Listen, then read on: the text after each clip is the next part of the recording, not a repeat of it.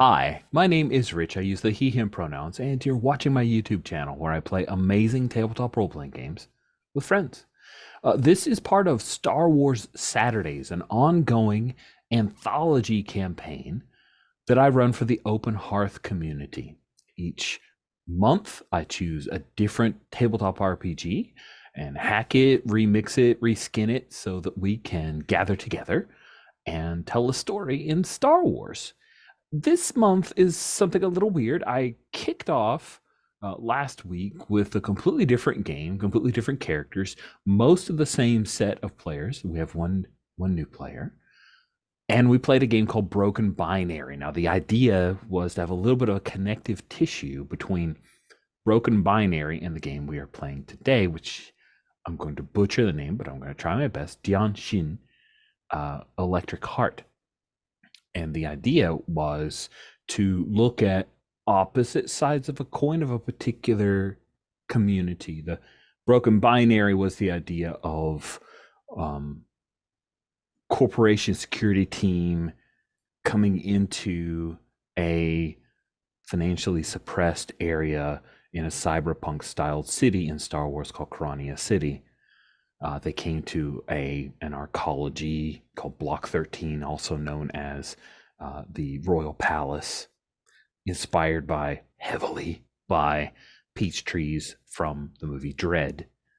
They came in, fought a big battle, and now, on the flip side, we played Dian Xin, Electric Heart, where the characters are all non-humans. They are residents of this financially suppressed area, and we kick off dealing with the after effects on their lives of this big action sequence that ended the Broken Binary one shot. So, by the way, the changes in backgrounds that I see happening are delightful, and I'm here for it. I appreciate that. Good work, good use of layers there, Greg. It's so good. So, Dian Xin, Electric Heart. I found it on itch. It is a game designed by a person who normally makes visual novels, I believe, Alison Huang, inspired by the Chinese diaspora, and explores cyberpunk through a Chinese diaspora lens. It's a very light system, can be played GM-less, but I like being a GM. I've even put it in my name. So there you go. So that's how we are playing it. We've already gone through group creation and character creation off cam because I just wanted to be able to chat and hang out and share movie inspirations for stuff. Some of the inspirations for Dian Xin that we are bringing to the table that we've talked about are Reservation Dogs, as well as The Wire. Those are the two that everyone seemed to be excited about, although Dairy Girls also on the top 3 list, I think. So a lot of excitement around Dairy Girls, though not everyone has seen Dairy Girls. Not everyone here has seen Reservation Dogs, and that's okay on both of those. But those who haven't seen The Wire, I mean, really, you should feel bad. Just feel bad because it's incredible. Don't shrug at me. The same mall. Is it really? That's amazing. Okay. It is. That's amazing because of the elevator. I could tell. Wow, you're so good at details. This is why I don't do detective games. I'm bad at them. So let's go around the horn and have everyone introduce their characters. They all are employees, merchants of this dead mall known as did we go with the Galleria? Is that what we went with? The Galleria. This is a mall in the setting, which is a huge arcology, gigantic 100+ story building where people don't have to leave. They can live and breathe. They could live here their whole lives and never leave, which maybe that is the intent. Yeah, the gallery, maybe. Yeah, the gallery. I'll write that down. The gallery was opened when the arcology was opened, and it had anchor stores that were run by the corporations. There was a lot of promise decades ago when this thing was opened up. Osiris, which is a computer tech corporation, had a Circus City styled store that was one of the anchors. There was also a bunch of Yin Group, like drop shipping and other shipping related stores there. Imagine a mall with like more than one UPS, like a UPS and a FedEx, but they're all owned by the same megacorp. There was, of course, a Orange Julius style Ping uh, in the Ping, which is a corporation here in Carannia City. They ran an Orange Julius style place in the food court, and there was a Kitsune Media Group sales area that I'm imagining is like, oh shoot, what are those like CD sales in all the malls? The places sold lots of CDs and music. I can't remember any of the names of those things that have shut down now. FYE. Yeah, like an FYE. And Andesh, I'm sorry, we're very Americano-centric in our stupid mall names. I apologize for that. Uh, I've once asked some European friends about some of their mall-related stores, and I was delighted by the very different but also samey that's going on. It's like this. It's just like Circus City, except started here. Um, so sorry for that self-indulgent bit. So, but recently things went downhill. All the corps pulled out of Block 13 or out of the Royal Palace arcology, and some of the stuff left behind by Osiris, these folks all grabbed it and tried to set up their own things. So that is where we're at now, in an area of the gallery known as the Anchor. And each of you now will slowly go around and have Greg go last because he needed to step away for a sec. So let's start with Andesh. Andesh, if you could introduce yourself and tell us a bit about your character, please. Yeah, I'm Andesh. I use the he/him pronouns. I'm playing Hatawa, who is a Rhodian. She's quite young, the equivalent in human years of about 20. And I'm not sure what she did before she set up shop here, but now she has grabbed like a bunch of trinkets and junk that she's trying to sell, and she's making her own like homemade jewelry. That's what she's trying to sell. Doesn't sell very well, but it's something. And her big dream is to move out of the royal palace, but it's not like she has a plan or anything. Just like it's terrible here. She wants to live somewhere else. She watches a lot of like hollow net vids where she sees people living in nice places. It would be nice to live in a nice place. Does she have any like school age or friends from school or relatives who have moved out? No, I think they've moved. Some may have moved to better places in the royal palace. I assume there are like areas that are more upscale, that sort of thing. But I don't think she knows of maybe. That's amazing. So she doesn't even know what it's like out there other than No. Oh wow, that's wild. Love it. That's also tragic. That's so tragic. That's great. Good stuff. Cool. Thank you, Andesh. Then let's go slightly to the right on the keeper and talk to Cody. If you could introduce yourself, Cody, tell us about your character. Yeah, my name's Cody. I use the he/him pronouns. Today I'm playing Bodhi. Also use he/him. He's a Ithorian. He runs the a little plant stall at the Anchor. He mostly sells plastic, the Star Wars equivalent of plastic plants, because who can truly afford to care for and even buy a living green thing in the palace? Whoa, Steven, that's a scary background for them all. And yeah, that's I mean, what more do you need to know about Bodhi? His art is horticulture. His inspiration, of course, is the great jungle planets of Kashyyyk and Endor, thriving green places that endured the yoke of tyranny and the industrialism of the empire. And his dream is to grow a home. He's been in the palace his whole life, and he remembers that it used to be a little bit better, or at the very least, it seems like people looked out for each other more. And with the uprising gangs and the palace guards not being much better, he wants to try and find that middle, where people kind of can be a community again. And that's what he's doing at the Anchor. That's why he's still here with these three folks, is they're that small community that he wants to build. How many Ithorians are here at the Royal Palace? In the Royal Palace, I think there is probably, in my mind, there are. So Bodhi's a little bit older as well. I think he's in his mid 30s, and I think there are two Ithorians who live up on the real on the high levels. They're much older, and they've owned their apartment for decades, and so he'll occasionally get to have dinner with them and kind of talk about home. He doesn't know what home is, but he likes to hear their stories.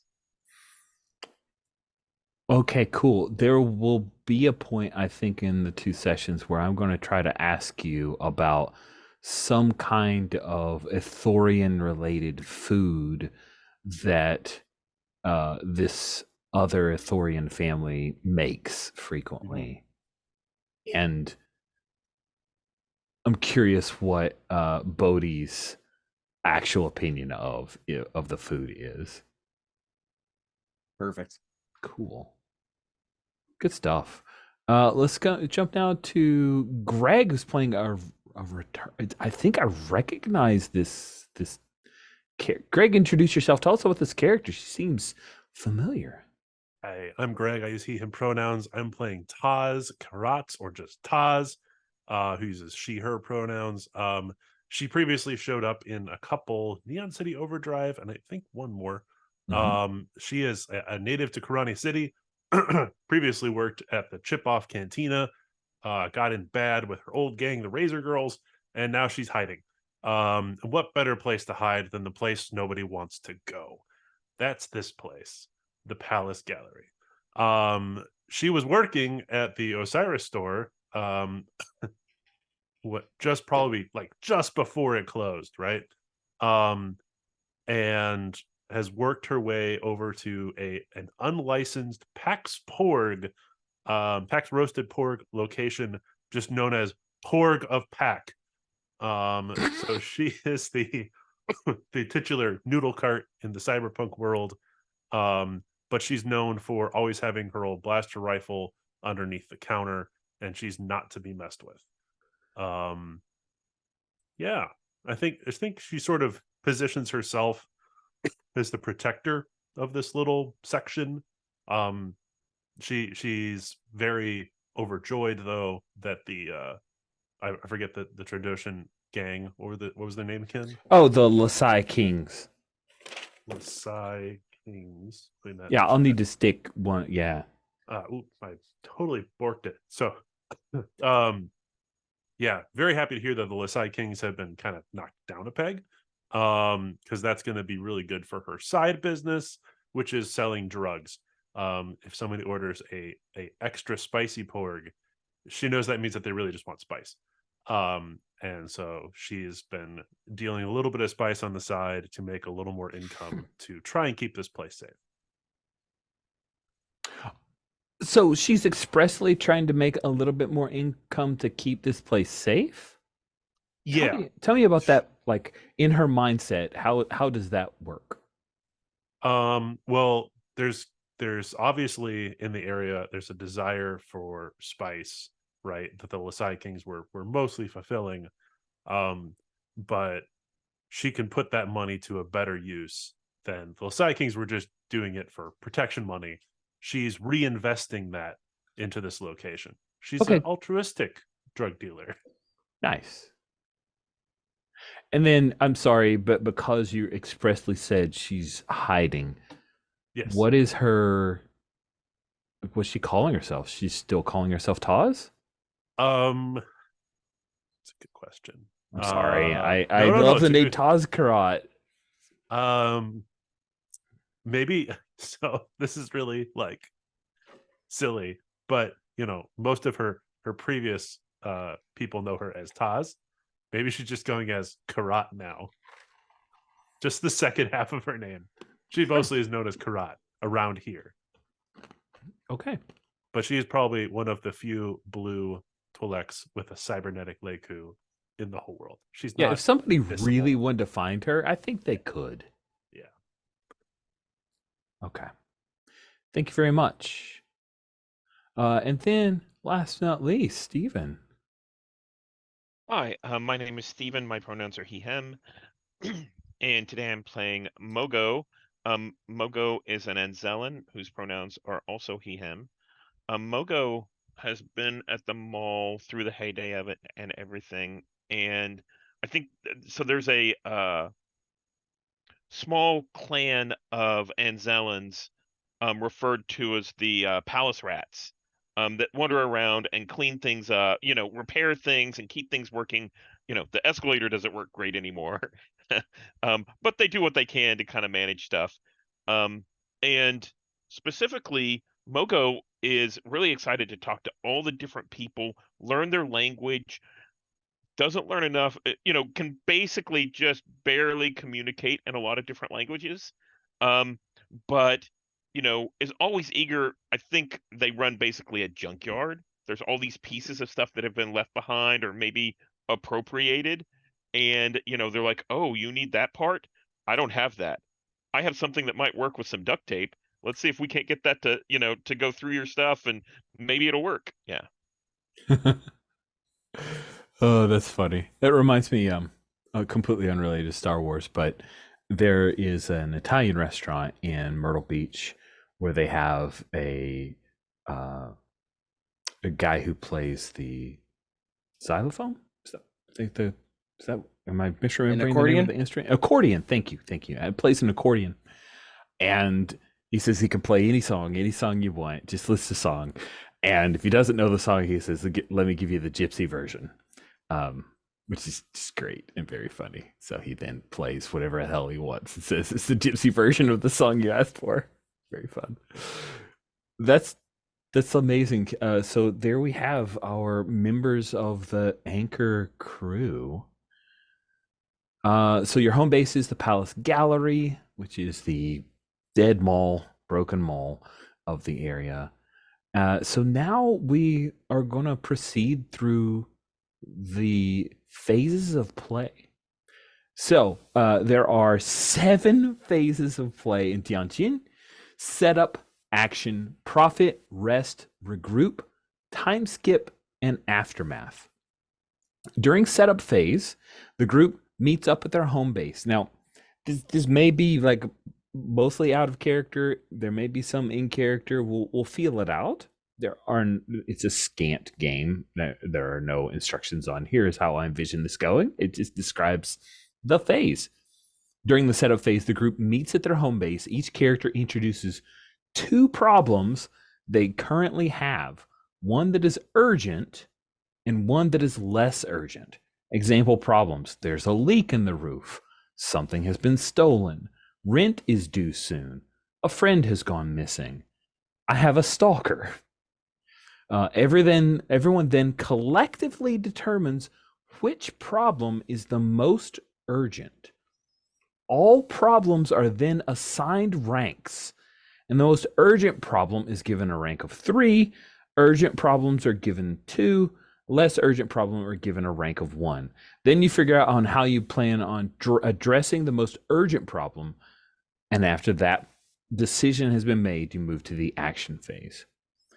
There's a group and problems tab on the character keeper. I have hidden where the group and problems information is linked onto the characters tab. So once we get that determined, it'll be reflected on the characters tab, so you don't have to bounce between 2 tabs. We'll see how well this works. That was my idea when I created the keeper, so we'll see how it goes. So, and you also, did we talk about assets? Do you start with any assets? I can't remember if you start with assets. Creating the group has a lot of problems. Questions we asked about how you met. Yeah, I think assets come with profit. Okay. But it does not appear that you start with assets. So let's start with the Bodhi, because I would imagine Bodhi always has in mind something that's wrong and needs to be fixed. Yeah. Okay. I think Bodhi, his less urgent problem is that he can't get his hands on soil. It's been a while since he had like a good new bag of soil, and he just knows if I could get that, I could really start growing something worthwhile. A more urgent problem is, I think, well, aside from the explosive nature of what is occurring in the mall, perhaps just in a moment ago, I think it's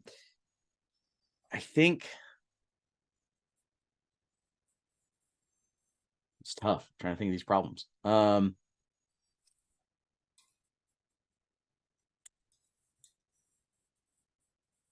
I think the urgent problem is he hasn't heard from the Ithorian couple in longer than normal. I think he hasn't heard from them this week, and they usually make a point of at least stopping by the stall. And so he's worried about them. They're getting up there in age, and he worries. That's delightful. I mean, and also very sad. Thank you, Bodhi. Good work. Taz, Kirat. Sorry, Kirat. Kirat. Oh boy. I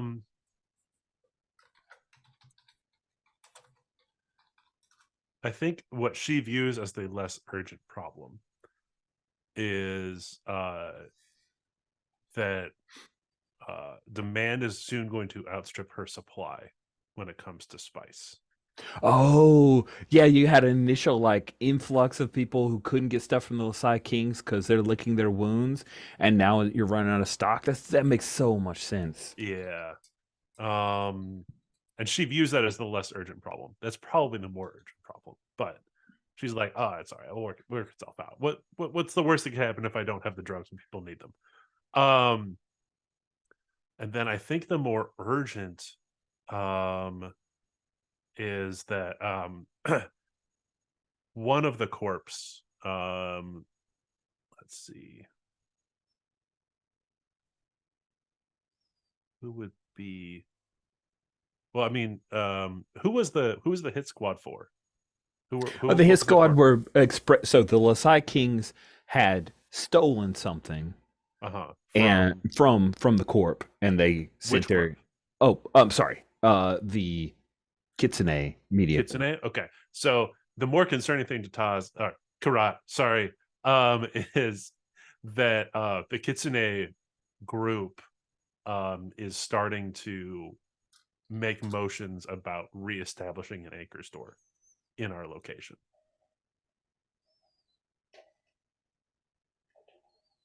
Like they're going to clean it up in their own way, right?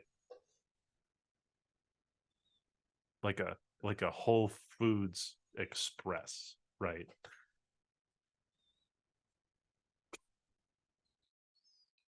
That's terrifying and amazing. I like it.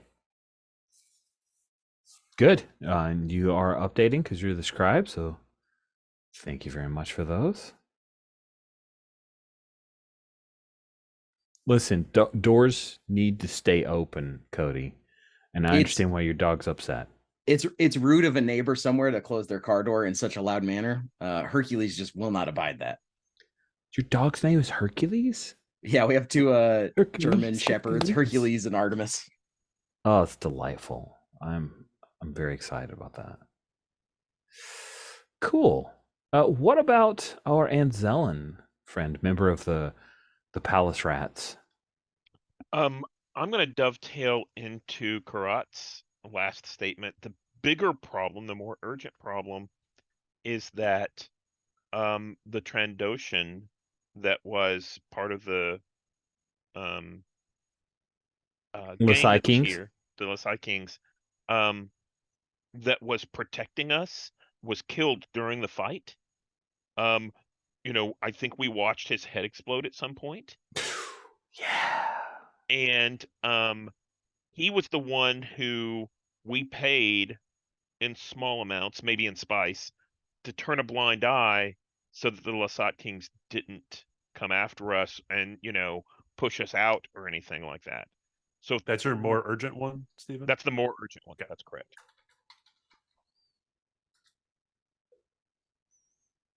That's wicked. That's really good one.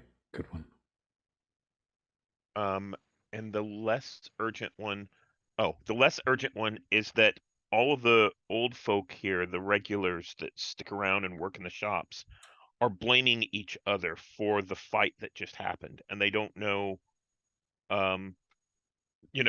They're like, it's your fault. You brought them in. You let them in, or something like that. Yeah. So there's a lot of Interesting. discord. Wow, that's cool. I love these guys are good at problems.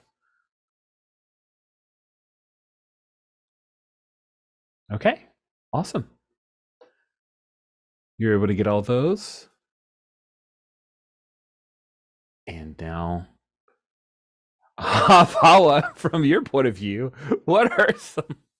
Sorry. Very excited to hear what you think are big problems. I think her less urgent problem is also connected to this, to the rumor about the rebuilding, because she's sleeping in the store here. She had to move out.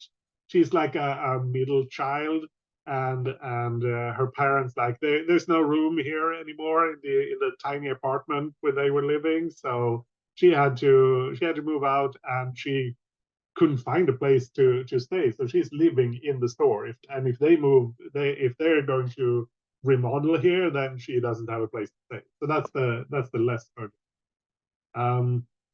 I think the more urgent one is connected to the fact that we don't have protection anymore. I think there's someone running like a really sleazy bar or something who's trying to recruit her as a dancer and kind of leaning on her and that sort of thing. So she's that's an issue for her. That's great. Oh, those are all so good. Okay. We now have urgent and less urgent problems. Now all problems are assigned ranks. The most urgent problem is given a rank of 3. The urgent problems are given a rank of 2, and less urgent problems are given a rank of 1.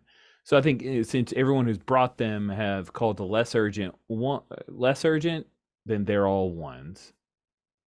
And then the urgents are at least 2. So really all you have to determine, just trying to help, is which one of those is your 3. Which one do you want to try to tackle? And maybe we try to mix in a little bit of RP in here, although I also wonder, do you guys have a group leader? I think no. There are literally no mechanics on how to determine who gets to determine it. It is. There we go. Here we go.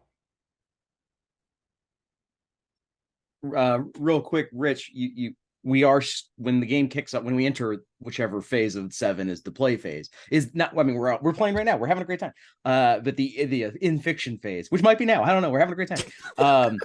that kicking off, like you said, where Electric Dream or where Broken Binary ended? Because if so, I think that gives us a pretty clear, like, our most urgent problem, in my opinion, is the gangster we're paying for protection we just saw is get lazed up. That seems like I'm interested in exploring that, but I didn't want to Rob, because Greg, you'd mentioned that Kirat was running out of stock.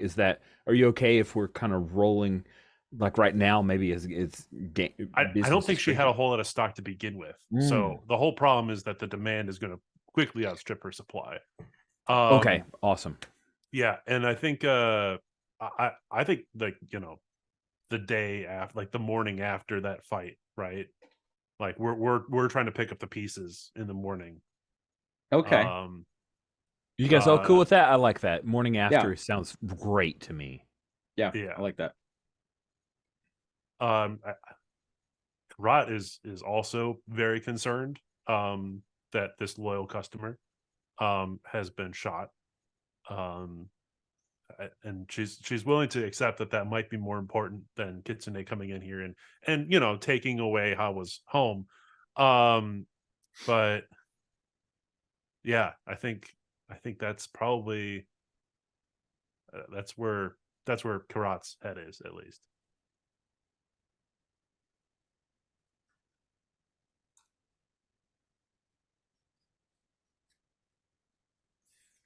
Okay. What are other folks' opinions? No, I agree. I think it's connected to what to have most urgent problem is kind of connected to that. I think she's also like worried about what's going to happen now when the guy who kept the other troublesome people away isn't here anymore. What do we do?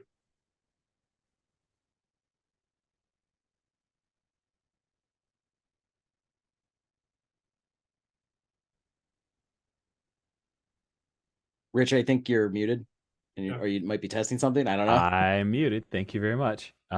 Think good catch. I was not yet testing.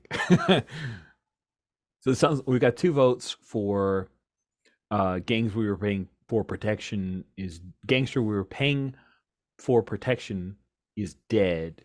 Anyone opposed to that being your rank 3? I feel like for me that even if Bodhi doesn't think it is, that is the most pressing. Does that make sense? Like I think as a player, I'm like, oh yeah, that is more pressing. But Bodhi might be really focused on, well, I haven't heard from these people, but that's not as urgent as because if I remember correctly as well, speaking about the palace, the building itself, this mall that we're in is very close to Lasai territory. And so if the Lasai Kings are going to give us trouble, it's going to be pretty immediate because it's just down the hall. Yeah. So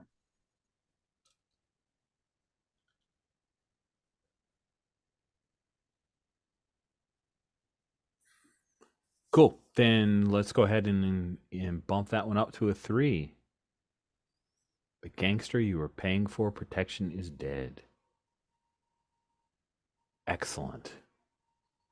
Let's name that person. name the deceased. Yep, let's name the deceased.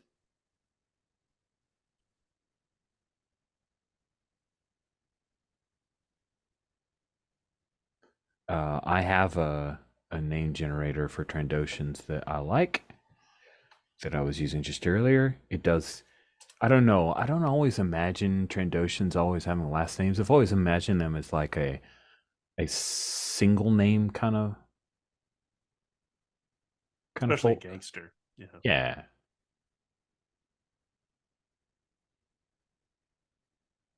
Here we go.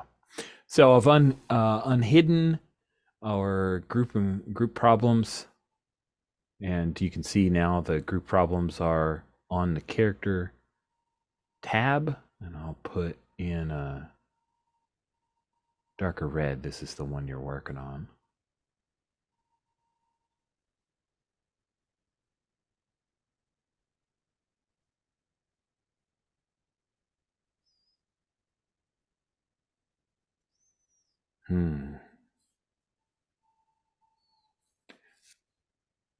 All right, what's our name for our dead Trandoshan? His name was Boss K. That's awesome.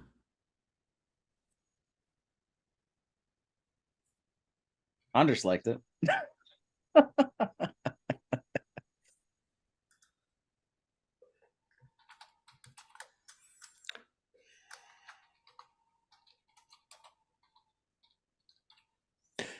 Let's do a quick bit of. Oh, great! We already have a pick for him too. Excellent work. I am. I like that pick. He looks very much like a guy who might die in a Star Wars Clone Wars episode. It's great. The description, dead. Very good. I was gonna put very more, good. but then I didn't. Cool. Bodhi, what did you guys pay Boss K in? I think we paid Boss K in credits. I think he didn't need spice, and he wasn't after Karat's small stash. But he personally could use credits. It's faster for him to turn around, and the Lasai Kings might not start being like, boss, why do you have spice to sell? So I think it was a tithe, a tax of our meager earnings. Nice. Mogo, how do you say the last name, Stephen? Girk? Is that how you imagine? Girk. Yep. Sweet. Oh, that's awesome. This little note you added in here, Stephen's great. What I just typed in was not everybody can announce Trandoshan names, so we always called him Boss K, but his actual name was Kols Udi. So Mogo, Boss K, is he originally from here, or was he a transplant that the Lasai Kings pulled in? Oh, the Lasai Kings, weren't here originally. They pulled in everybody, and this guy came probably in the first round, which is why he had some more power in the hierarchy. But he's not one of the old school people like us. The OG, as it were. Yeah. The Cool. OP, I think you mean. OP, the original yeah. Palacers. Original Palace. Thank you. Okay. Hafhawa, you know that Boss K and Kulsis, a female member of the Lasai Kings who survived, that they had, you've seen them around a bit. What do you know about their relationship? Ooh. I think they came in at the same time. And I don't know, like Trandoshan mating rituals or whatever, but to me it seemed like they had something going on. Like there was something there. But they were. It wasn't like an open or a public relationship, but it seemed like they had something. Sweet. And then Kirat, just Kirat. I'll give you. You can either give me one or the other thing. So, why did Kirat think Boss K? You can answer either of these questions. Why did Kirat think Boss K was a real problem?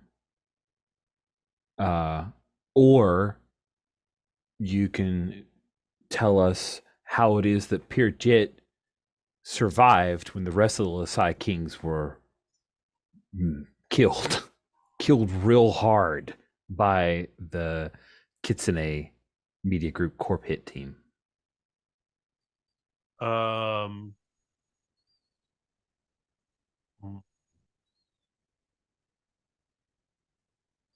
Boss K was a real problem because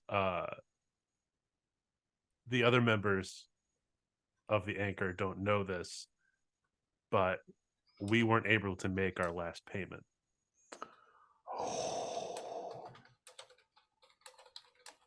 It's kind of a good thing he's dead. But the other members of that gang might not have forgotten. But not, yeah. Good stuff. Very rich. Excellent. Thank you for allowing me to ask some more problems that's not actually defined in the setup phase, but I want to have context there. Cool. This is interesting. Now the group must figure out how you plan on addressing the most urgent problem. Let me ask. We're at a halfway point. We could take our bio break now, or we could decide what you want to do and then take bio break.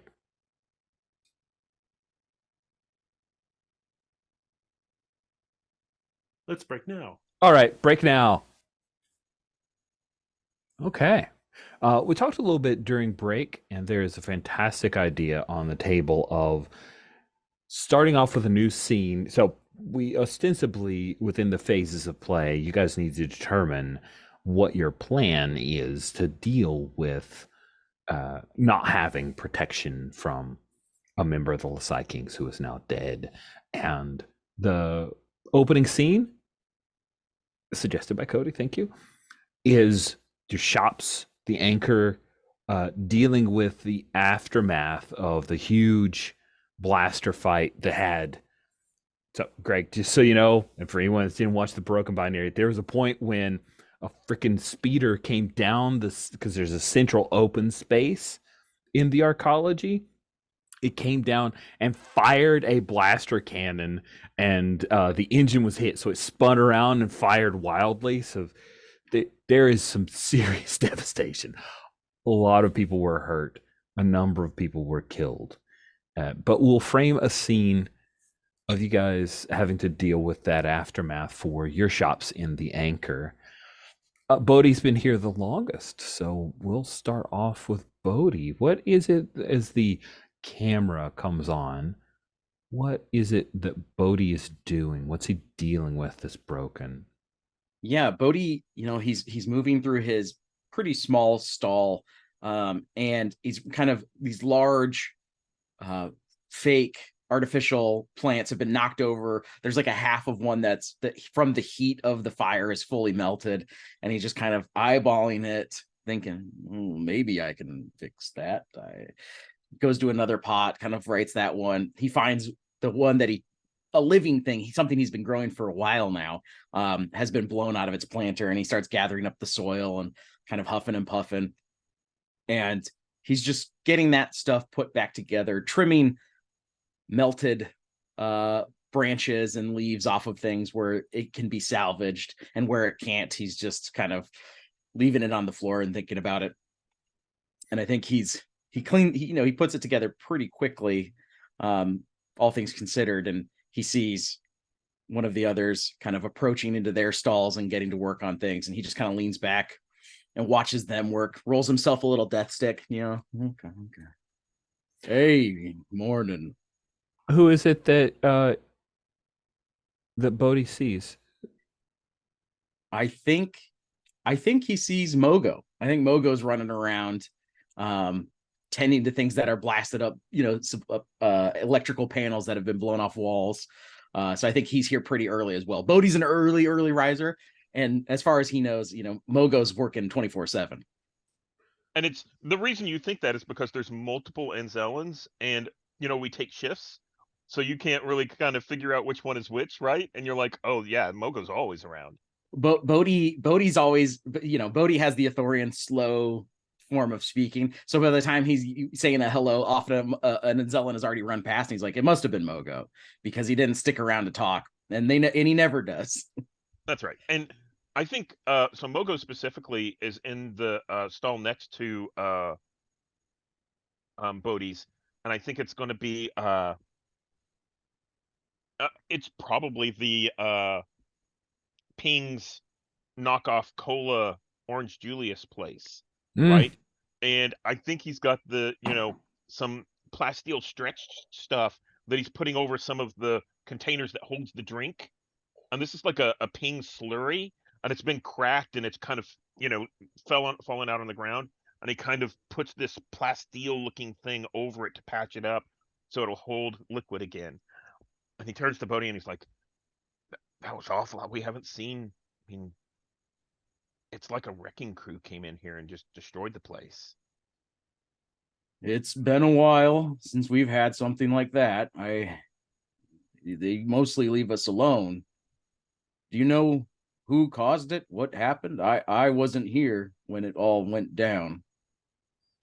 Some people said it was the Razor Girls, and some people said it was the 66 Circle, and I think they're blaming everybody. Did you see that Boss K got hit? And what do you think the Lasai Kings are going to do? I mean, if they retaliate, I don't think we'll be able to repair after another one of these. We gotta hope they don't retaliate here. These gangers, they blow up everything around us. It's their own homes. It's frustrating. Too bad we Maybe can't move them to another place to have their fights. people like to fight over their homes. I guess they think they're defending something. Maybe Kirat knows a bit more. She'll come in. Oh, what Oh. the Karkin? And Karat's got like this big pool of oil all around her cart because the fryer, although it is packed roasted pork, there's definitely a deep fryer involved. Yes. The fry oil is all over the floor. Mogo, did you do this? I bought those parts from you last week. They were good parts. No, this was. Did you not hear all the explosions and gunfire, the blaster fire, and all of that? They came in and they killed a bunch of people. And I point over, and I think there's actually like a section where they piled up like the dead bodies and covered them up. Oh God. Oh.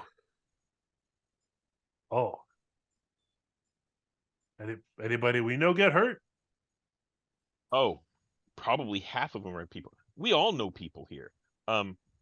There were some customers that they got Boss K.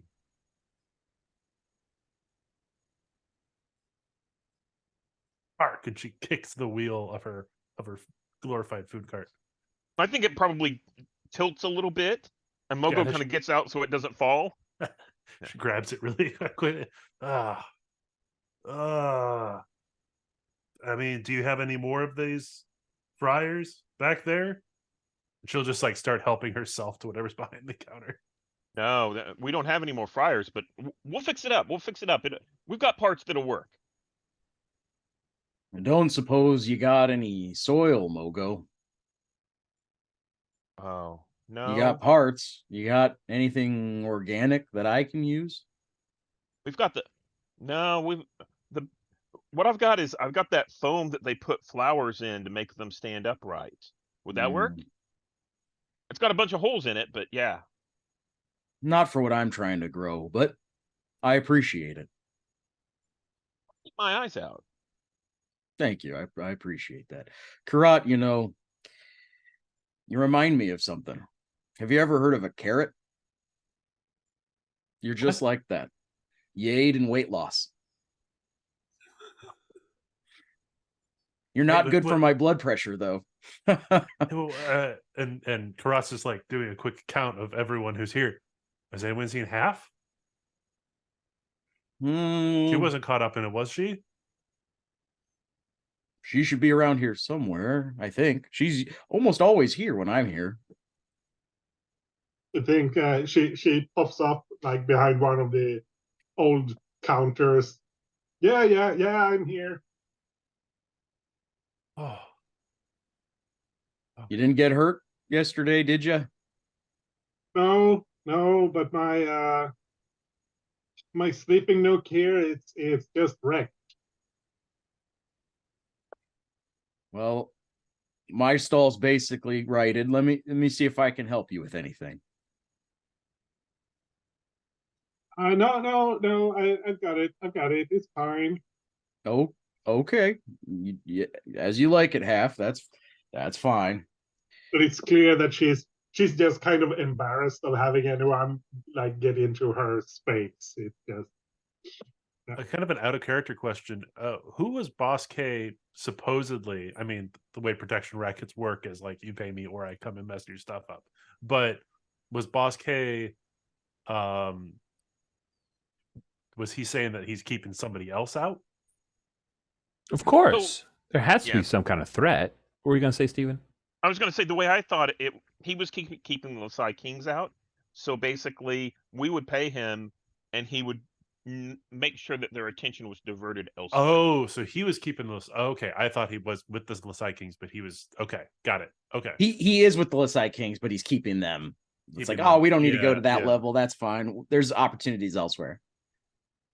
Is my understanding. Yeah, they're too poor. They don't have anything of worth. Yeah, so Karat like checks her cart and is like, okay, good. The spice is still there. like the 3 baggies of spice. Rod, I don't want to worry you, but you heard Mogo, right? Boss K, he ate it yesterday. What's gonna happen with that? Do you I don't mean to ask as if you know something about it, but you seem to know, well, you seem to know more about it than Mogo or Half or I. Not saying anything about your character, Karat. I think you're swell, but I'm just kind of curious about what you think is gonna happen now while we get put back together. Well, suppose someone else is going to move in. Someone else from the Side Kings is going to show up and ask for even more. Boss K was always kind of reasonable. The other ones may not be so.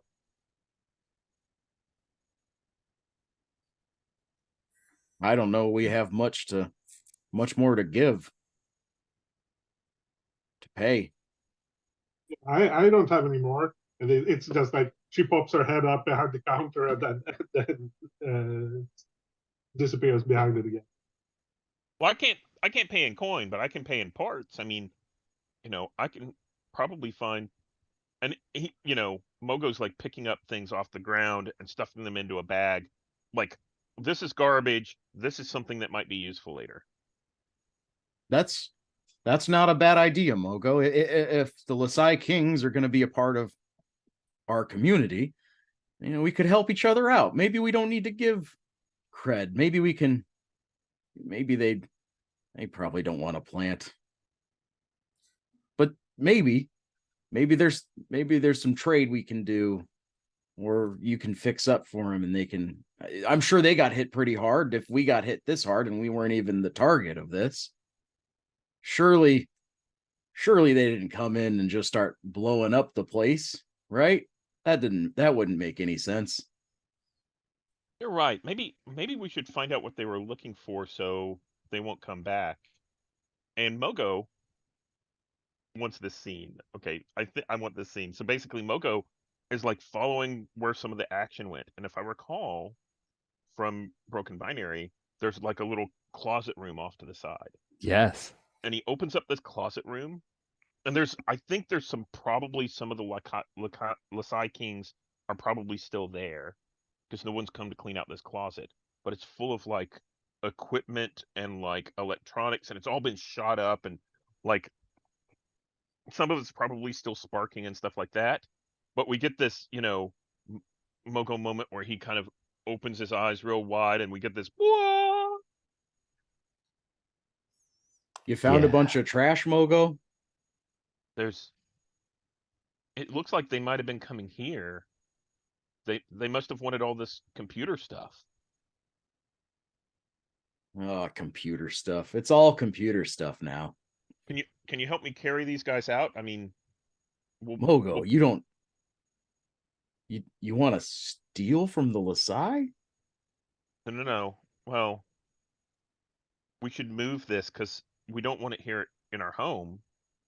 We have to put it someplace else. So we can just tell them, maybe that's how we can get in good with them, is we can move this somewhere else so it won't mess with our home, and then tell them where it is and say, we've done you a great job by moving it so that no one else knows about it. Do them a favor they don't know about, and then make them see that it was a favor.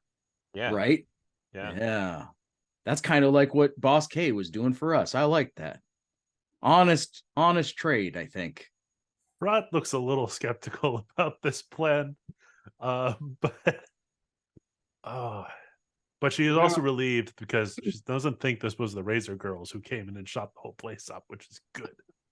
They wouldn't have been going for some high tech. Mogul, what kind of stuff is this?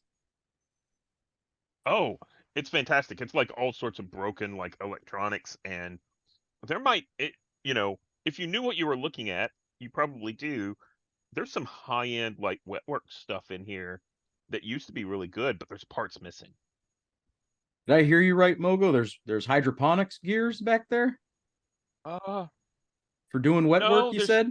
There's not any hydroponics, but I bet we could probably take some of these containers and put some hydroponics in it. Oh, well, that's nice. We don't want to take from them. We're just moving their stuff. I'm sorry.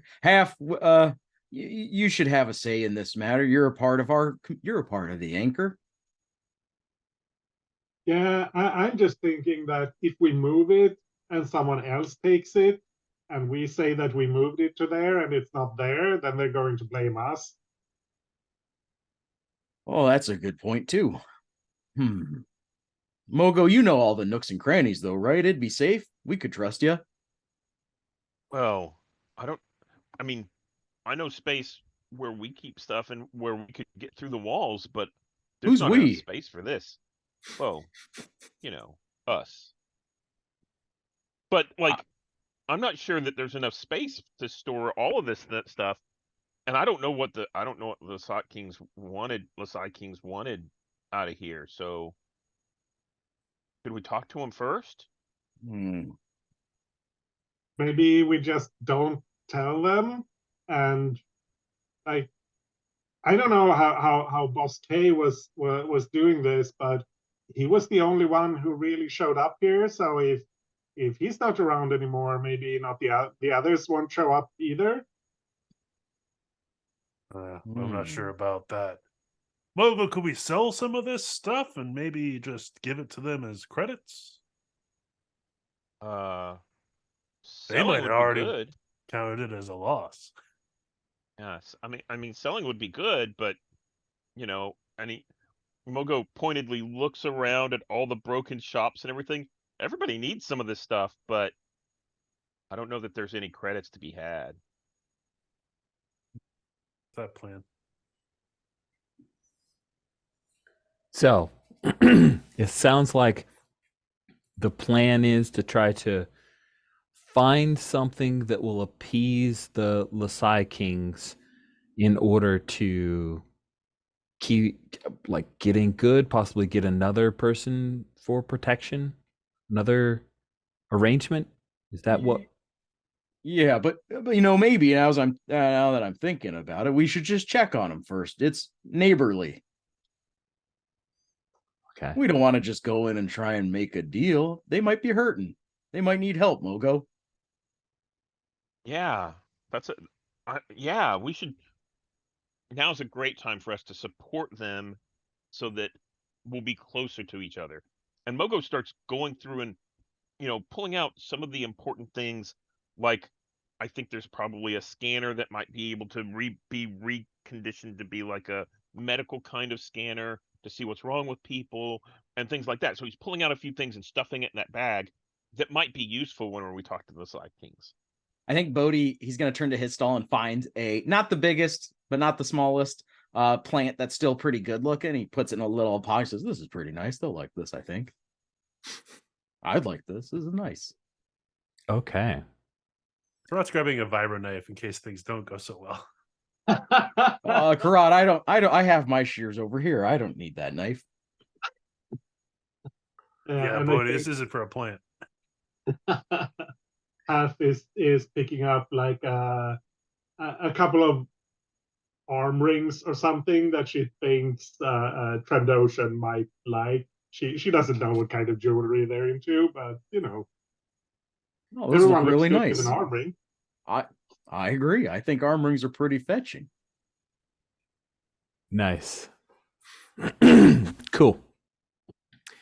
Good. Let's move to a roll. So I feel like you guys gather up some stuff. You're now going to go seek out someone from the Lasai Kings to try to talk through what's next. Who is leading this? I'd like to do our first die roll. Looking through as we meet with the Lasai Kings, it should probably be Anders, who's a good judge of character, or me, who can speak languages. Unless we want to apply them with cooking.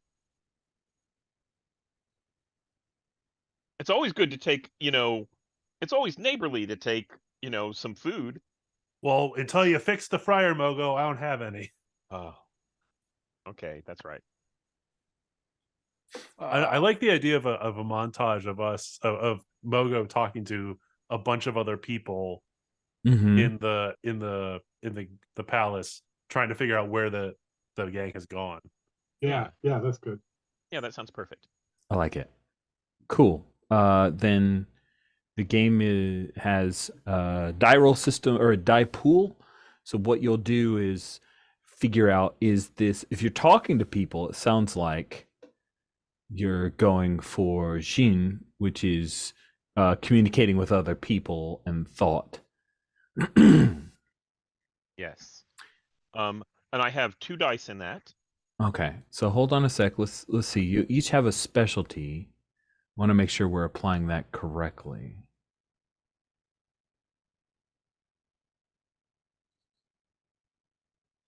So it says you get a specialty. Does the specialty give you a reroll or an extra die? Oh, relates to a special, roll an extra die and disregard the result of the lowest roll. Ooh, that's super important because in this game, you're looking 4 through 6. That's a success. A 2 to 3 is a mixed success. A 1 is a failure, but it actually is pretty bad. If at least 1 is rolled, it reduces the result by 1 level. So if you rolled 4 6s and a 1, that 1 would take you down to a mixed success. But having a specialty allows you to replace the lowest die result. So that means that, that isn't going to draw down the success. Does that make sense? So I think I have 2 dice and I have a specialty, which is speaking many languages. And I think I speak poorly. I speak some Trandoshan and can talk to, and I think I go around and I talk to, a couple of the Rhodians, and maybe there's maybe I speak a little bit of Cherrywook and things like that. And then eventually try and find out where the Trandoshans, where the Lasai Kings might be. So let me roll my 3 dice and see what happens.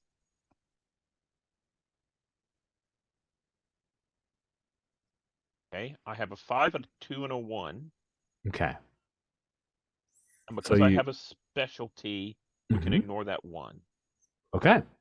Which means you have a 5 and a 2. Your 5 is a success. So you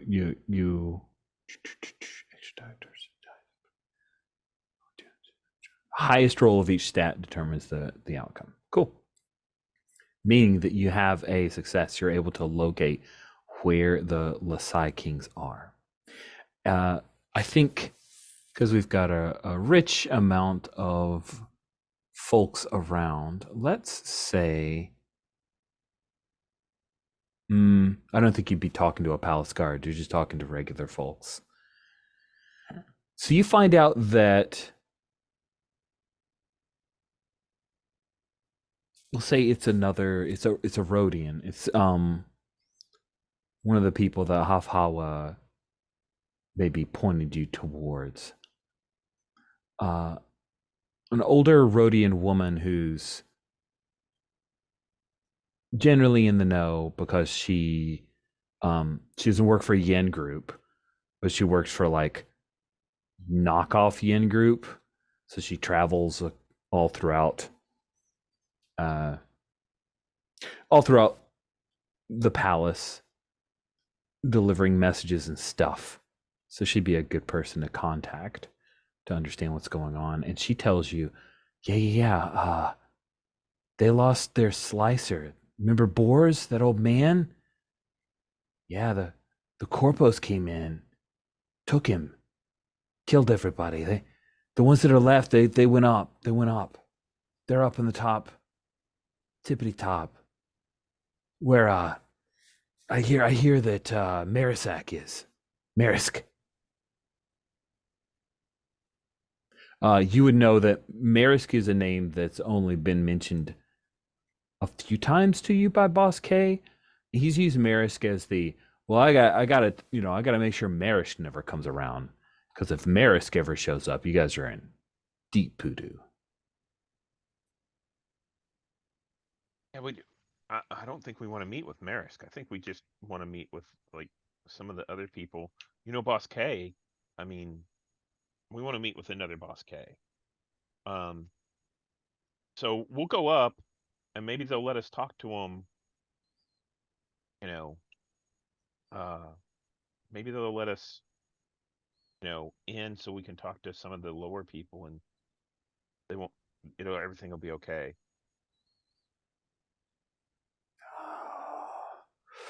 What do you guys, why do you want to talk to somebody who'll be a next boss K? Because we want to make sure that this place doesn't get shot up again. So we're gonna do the kings a favor and just move some of their stuff up to a better place. And I think by doing that work, we'll make good friends.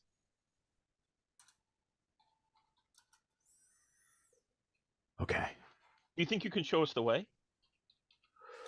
She'll look you guys over. How do you know Navo? That's Navo is the person you guys are talking to. If Hoff's like early 20s, I think Navo is like early 30s. I think she is like one of my mother's cousins, that sort of thing. Yeah. So we're related, but we're not close.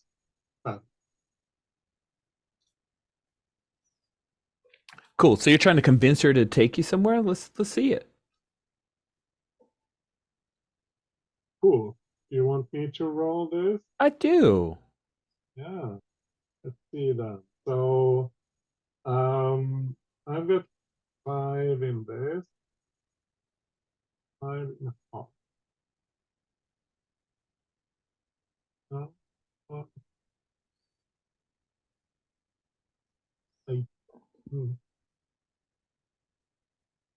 I'm adding the dice and I'm going to roll them. I can. Okay, 5 dice. So I've got a 4, but I also had 1, so that drops it to a mixed success, right? Yeah, it does, sadly. Okay. Oh, sorry, right, I forgot. Does my judge of character specialty play into this? Ooh. I think so. Yeah. Can we trust her to take us to the right place? Does she actually know anything? That sort of thing. I like it. I think it does come into account. So I'll add 1 more die and let's see if, yeah. So that removes the 1. So now I've got a full success, right? I got a yes, that's how it works. Yep. Cool. That means full success. She does. You've come to the right person, and your mother's cousin, Navo, is someone who can reliably get you up. She's not going to talk for you. She's not going to stick her neck out that far, but she would, for some kind of barter, she'll help you guys get up to the top levels where the Lasai Kings are. And is Boars up there as well? Did I hear that right? Oh, she said Boars is gone. Oh, okay. All right. Yeah, I give her one of the arm rings. Like we have everyone else is bringing stuff. I brought 2 of these. She can have 1 of them. Yeah. I don't think she's interested in any of the other stuff. Like maybe the plant, but like Bodhi's got to have something to give to the Trandoshan. Yeah. So she takes it. Yeah, this is good. I need to file off some. Yeah. She stuffs it into a little pack, and then I imagine she's got like messenger bag type thing, and maybe even like a smaller rucksack. She carries a lot of stuff, so she constantly has belt pouches, wearing cargo type pants. So she has other patches. She's just like covered in pockets. And all 4 of you are going. Does she'll offer to pick you up, Mogo. You can you could ride in my pack here. We gotta travel fast. I don't know. I think She's that like, I'd rather go with Kira. Yeah. and she points to Bodhi. You gotta keep up, old man. I'm not that old, I think. Okay. We'll find my limber, long legs help make up for slow move. I can cover a lot of distance, little sprout. We'll see. And she'll take off at a jog. And she does move pretty quickly. A lot of like ducking underneath pipes and finding service elevators that still work. And she's got a couple of keys on a key ring. And she like pops one open. You guys start heading up, and the thing it just shakes a little bit, and the light flickers and then lets off that low buzz. And you end up going up service elevator like 10 floors and then out again to find another elevator. And there's a point when the four of you, I imagine Mogo being carried by Kira, you also see this. You can look over the like railing down to the central area, all the way down to the floor where I have had to move in. Several load lifter droids have come in, and they are in the process of lifting and moving away the remnants of the armored speeder that crashed. And there's flame, there's like smoke and flame and debris all throughout, and there are a bunch of people that are slowly cleaning up the ground floor area. You guys are 40, 50, I mean, you were at the midpoint, so you're probably now like 60, 70 stories up. And also similar to like Cody's background, I think there are a lot of like lines that crisscross that have been all ripped, like people strung power lines. I'm totally thinking like in The Wire, where they would daisy chain a bunch of extension cords to get power to different areas. And when the armored speeder came down, it just popped all of those because they didn't care. Mogo, when we're done with this, I think maybe you and your we should come up here and help. I think a lot of folks are without power. Yeah, I mean, that's what we do. And I think that we got this view of the load lifters and all of that through Mogo had like a monocular kind of thing that he pulls out. It was intended for something else, like a sighting thing on a cannon or something. But he looks through it, and that's what gives us the view, 40 floors below of, the load lifter droids and all of that. Man, somebody gave them hell. I'm glad it wasn't us. I'm glad that we were out of the way, because otherwise it could have been much worse. Harad is looking more and more distressed because she remembers that we haven't really paid. She might have pocketed that money and used it for something else. Well, let's get a hoof on. It's a great time to start a new I think never mind. I'll say it with them. I think it'll go over better. They'll appreciate it more than you. Mogo, you want to go with Bodhi? I think I might hang back a little bit. I think you passed me off. Yeah. And I'm like, so while I was going with Kirat, I was constantly waving to people and saying hi and chatting your ear off. Whenever I go with Bodhi, I'm constantly telling you, we need to hurry up. We don't want to get left behind.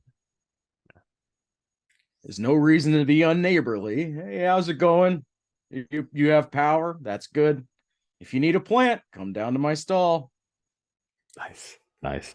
And there are people in the halls here milling about. Most of them, they were untouched by all this going, but a lot of the questions that you overhear, and maybe they ask Mogo, is, hey, all that destruction that was beneath us, has that caused any structural damage?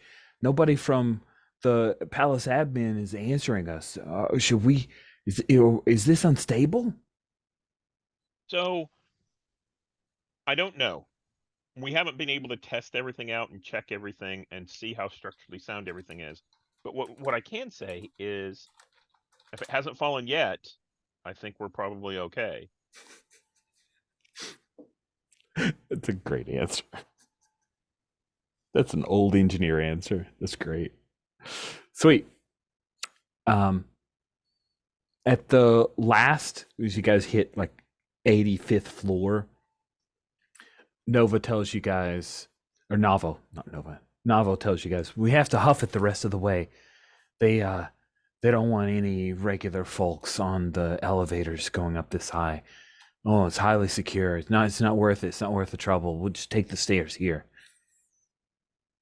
And Kirat, when you start heading up the stairs, you smell, like you catch the smell of particular scent of a death stick that you know Riddle smokes. Riddle being a member of the Razor Girls. Like it's trailing up, and it is strong enough to where it is unmistakable. It's like the clove version of a death stick. 100%. Yes, that is exactly it. Maybe let's see. Hefta's jewelry. Karat's looking for a hood. The Star Wars staple. If you put It is, yeah. It's all you need is a hood. All you need is a hood. Hef, can I borrow your jacket? Oh, sure. Are you cold? Yeah. I'm a little cold. Yeah, we're pretty high up. It's not as warm and cozy as down where we usually. Yeah, I'm used to living closer to the surface. Can you just give me the jacket right now? Yeah, sure. Give me the carking jacket. Karat, you be careful with those sleeves. You know, Half has slenderer arms than you. Don't go breaking her jacket.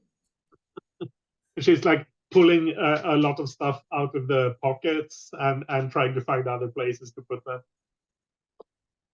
Try to put up the hood and like tuck her Leiku into the back of the jacket, and it's not fitting her great. Okay. But Karat's not going to leave her people, so she feels the vibro knife in her back pocket and is still there. Okay. I think Navo stops as you guys get up to the to a floor. You're at the landing, and you can see that there is a pair of Trandoshans at the top of the stairs. They're talking and smoking. One of them smoking a death stick. And Navo leans in and says, "You guys sure you want to go here now? Maybe you could just let it go. Maybe they aren't gonna bother with you for a while." Well, yesterday I think we all lost people important to us, and like, I don't want the next time to be you, Navo. That's why we're doing this. Besides, someone else might want to mess with us when Boss K isn't around. She nods. Just head on up there. Those guys are gonna check you for weapons. And yeah, good luck. Good luck. And she'll actually pat your shoulder half, like, you know, don't die kind of thing. She doesn't say that, but you can see it in her little proboscis mouth there. Yeah, I give her a hug. It's like, thanks for helping us out. Yeah, there's still like flinch of like, oh, I didn't know this is a hugging moment, but then she does a quick pat around your side. Bodhi leans in with one arm that he's not carrying Mogo with and wraps them both up. Yeah, thanks for the help, Navo. Karat's going to take this opportunity to shove the knife in Bodhi's plant. So good. Sweet. And the extent of hiding it in the plant is to pull it off. I'll give you a bonus die because I don't think these guys are going to check a plant unless it looks obvious or something goes wrong. But it sounds like you're interacting with the world, so it would be a John roll. Okay. Let's have you hide your weapon. All right. Kirat. I'm going to Just Kirat. I'm going to roll. I'm just going to press the button. So I have 5 with the bonus die. You do. Okay. but not any. Oh, bonus wait, hold about on. Specialty. That's a good question. Giving bonus dice, is that as good? Because a 1 can screw No, you. it can really screw you. So you could use it if you want, or you can just go with a 4. I'm just gonna go with the 4. Okay. And I'm just gonna click them, so I'm not gonna roll them because it rolled it the first time. Okay. Oh, hey, wrong button. 1. Oh, that's not good. Oh, that's definitely not good. Hey, that's good. So that's a 6. But if anyone is like, does each one decrease it or? Yeah. You're at a fail. And if I'm not mistaken, whenever you get a 1, you also have to deplete a stat. Yes, or yes, it yes, could be yes. That's a problem. really good point. Yes, if at least one is rolled, it reduces the result by 1 level. A success becomes a mix. Oh, okay. Hold on. But So it becomes a mixed success. okay, yeah, you're right. It doesn't keep drawing it down. Okay, Well, mixed no, actually, success. yeah, no, it becomes a 4. But no. Okay, a full success becomes a big success. Yeah, okay. Okay, so mixed success. Okay, so if the best you rolled was like 2s and 3s, and there was a 1, then yeah. it becomes a A failure. fail. Yeah. Okay, and that's where you lose dice. That's weird. Sorry, first time. So under the table, Mhm. it says with a 1, characters unable to do what they want. Oh, so that has to be the highest roll. I understand. Correct. Okay, Yeah. I got it. Thank you. But the only way you get it is if you only rolled 1s, or if you rolled a 1 and everything else was 2s or 3s, then it becomes a fail and you deplete a stat. That makes sense. It's not as punishing as I thought. Actually, when I first read, I thought, holy crap, because I thought multiple 1s would draw you all the way down, deplete a stat, but it's not as bad. Yeah, Anyway, I thought so too. it's a mixed success. I think you hide it, but as you guys start walking up, Bodhi, your plant, it starts to hum just a little bit. Well, both my hands are full, and I can't really take the time, so I'm just going to keep walking. That's different. Maybe there's a draft I don't feel. Mogo starts to sing back to the plant. Oh, I like that. That's nice, Mogo. Thank you. There's a part of me that wants to Let's- like say it's one let's- of the plants that like dances and music, but no, Yeah. it is not. Okay. I think as soon as Mogo starts singing, Bodhi does that deep Ithorian throat, just kind of like a deep humming with it, and he's just like, Harat reading the room, I guess, starts to sing as well. Oh, I like. All right. Calcis is one of the 2 people there. She actually has a death stick. It does not smell like the clove death stick. It smells like a regular ass death stick. And the 4 of you come up, most of you singing, and the 2 Trandoshans, they look pretty not happy. You know, Colsus was sucking on this death stick like, I really need this. And the other one looked a little spooked. But then you guys start to sing, and they both look down the stairs as you're coming up. I think Colsus leaves the death stick in her mouth, and she reaches down and puts her hand on. She's got like a sawed-off carbine, blaster carbine. You know, so it's like she can use it like a pistol grip shotgun, but it is effectively a blaster carbine. It will mess you up. And she steps to the edge of the top, right, where her foot, like totally Bosk moment from Empire Strikes Back, where you see the toes, right? And she's, what are you doing here? Who sent you? I think Bodhi holds up both of his hands, so one hand with the plant, one hand with Mogo, just kind of like raises his hands. Hey, neighbors, we're coming up to talk. Just a friendly chat. It's been a while. Talk about what?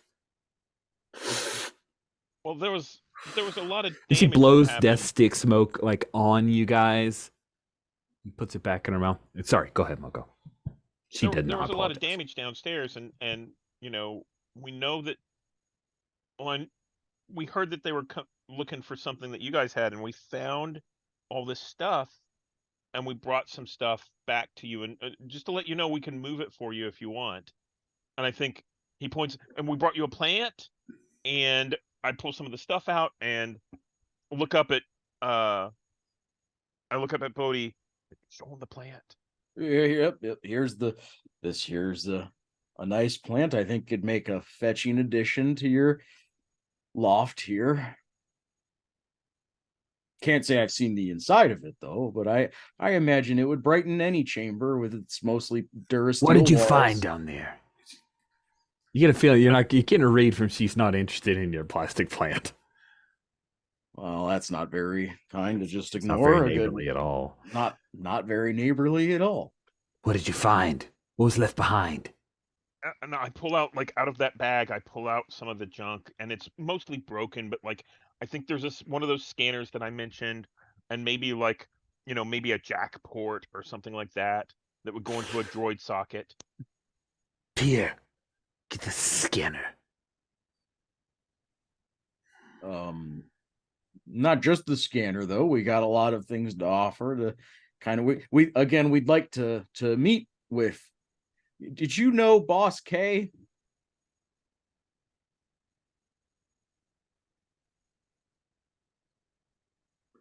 Puget, there's a moment where maybe Bodhi doesn't catch it, but Hoff and Kirit, Kalsis is about to hit Bodhi. And Puget reaches up and like, Kalsis, he doesn't know. Kalsis. Rod is also like putting her hand on Bodhi. Like, I "Hey, don't maybe we should let understand. someone else talk."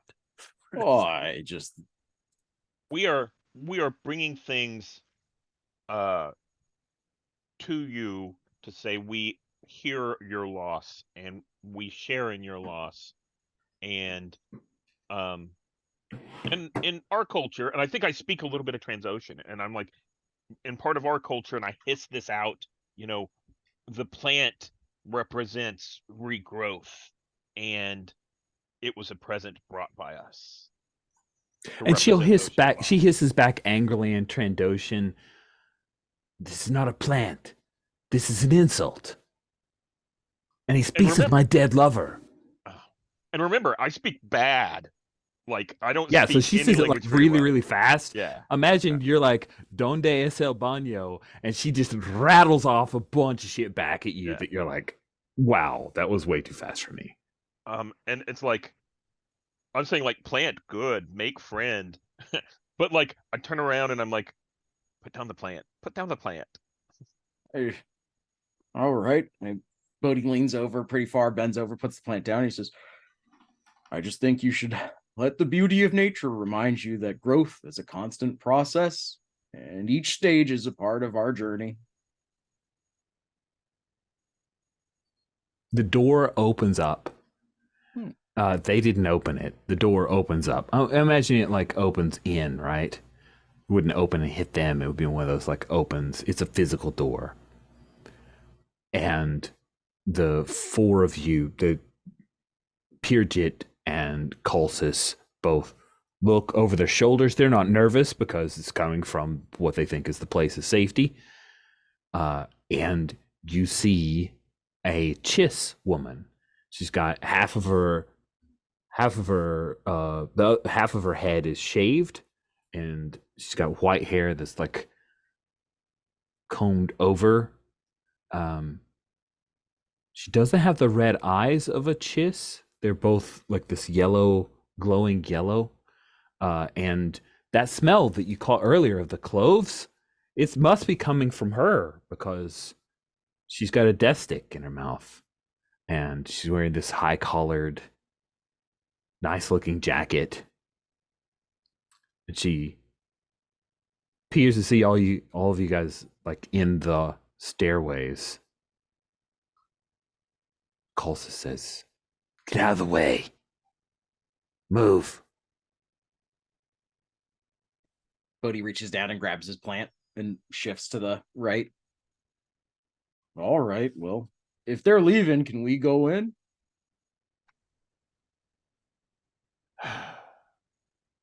Stay here, Pierre. Stay with Pierre. Hi, Pierre. She steps in and like slams the door closed angrily. and heads down the hallway. And this Chiss woman, "Who are you folks?" she says as she starts heading down the stairs. We're just residents here. We're just trying to help out how we can. Do Hmm. you and yours need help? I don't recognize you from here. Oh, You live in the palace? no, I'm not from the blocks. Sorry for all the trouble the corpos cost you. It's life. Yeah. But we appreciate the gesture of empathy. That's nice. My name's Bodhi. If you ever need any sort of greenery to add to your home, if it's outside the block, I don't know, you might live in a nice place with sunshine. Like, feel free to come to the Anchor. That's where I am. That's where my stall is. And she glances down at the fake plastic plant. Is that This one of isn't my yours? best. Yes, it's one of mine, but it's not one of mine in so much as that I did not grow this, but it She- is one that I She am. kneels down and picks it up, and you hear the clink of her cybernetic. Her left hand is cybernetic, and it clinks against the clay of the pot, right? It's probably like a real light steel, like everything cool. everything in Star Wars is either steel or plastic, so it's like a thin plastic steel or whatever. She shoves a hand into the pocket on her pretty nice slicker and hands you a good amount of credits for this thing that you're about to give away. Oh, that's you have to forgive me. That's I can't. This has already been. We're very grateful. Thank you very much. But this is to be a gift. You can't sell a gift. That's just not good. Karat just Oh. squeezes Bodhi's shoulder really hard. No. And Cool. Mogo says, "We shouldn't be rude to our new friend. Remember, the kings weren't happy with the plant. They might be happier with the credits that our new friend gives us." Oh, all right. And if I'm on, what was your name again? I'm not sure I heard it. It's Riddle, Bodhi. It's nice to meet you. Riddle, nice to meet you. Enjoyed the plant, and I humbly accept your credits in exchange for it. Although I must say you gave too much, but I appreciate the gesture. You guys are in hard times, I'm sure. Saw some of what they did. Rough stuff. May it bring Yeah, happiness to your home. if you or the people where you live, if you need some jewelry or something, I can hook you up with that. Really? Yeah. And she pulls out the I think she just has the one arm ring now, Mhm. but she's wearing some of it as well, like she's trying to show it off and like maybe she'll like it. Who knows? Yeah, and I think Riddle is she's a trick. She's a little handsy. Like she reaches up and she'll touch with some of the bangles in your hair, and oh, Mhm. this is nice. I like the colors. Rec would love this. Sorry, my Queen Requiem. She would love this stuff. Yeah, cool. Can Great. I buy this off of you? Yeah, sure. What take this, and she pulls a couple of them out of her head. Just give it to Requiem, and maybe just mention me. I'm Hava. I'm also down in the Anchor. Hafhawa. You're an Anchor too? Okay. And she Yeah. reaches, she gets in, she'll hand you some credits too. I really have to go. Yeah. We Best hope of to luck. see you again. Thank you. Yeah. Look Great. forward to seeing you and yours in the Anchor. Yeah, that sounds good. And she pauses for a moment, like she looks at you, Karat. Everybody else has been talking and you've been super quiet. Karat will just like reach into the jacket from Half Hala and just give her whatever she pulls out of the pocket. Be like, God. I think Real's reaction to that is like, oh, this is somebody who's lost a lot. So she just, thank you very much. Blessings on you, all of you.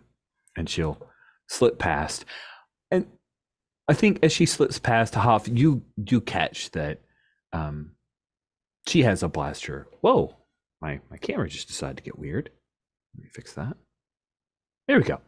She has a blaster pistol on her hip, like in a holster. It's not hidden or anything. Obviously, they returned it to her just before she left. And then the doors open by the time she's made to the door opens by the time she's made to the landing and disappears from sight. And Kalsis says, all right, this way. Oh, great.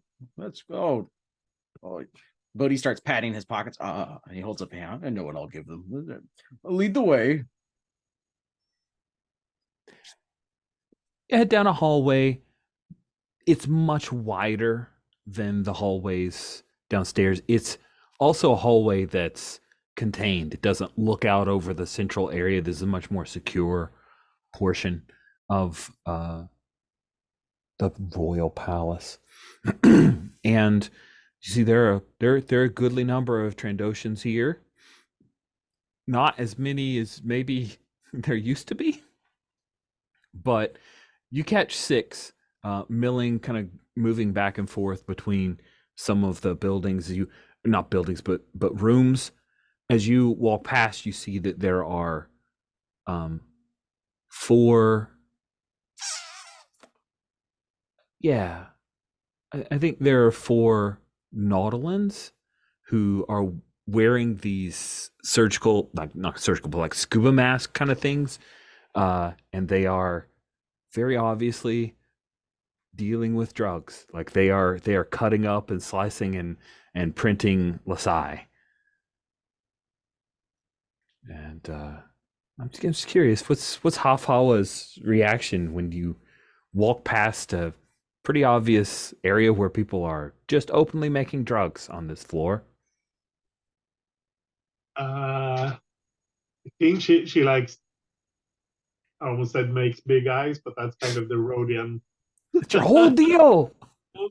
But she's like looking curiously, like, but she doesn't say anything to them. But I think she whispers to Kirot, I think, like, oh wow, they're not secretive about it up here.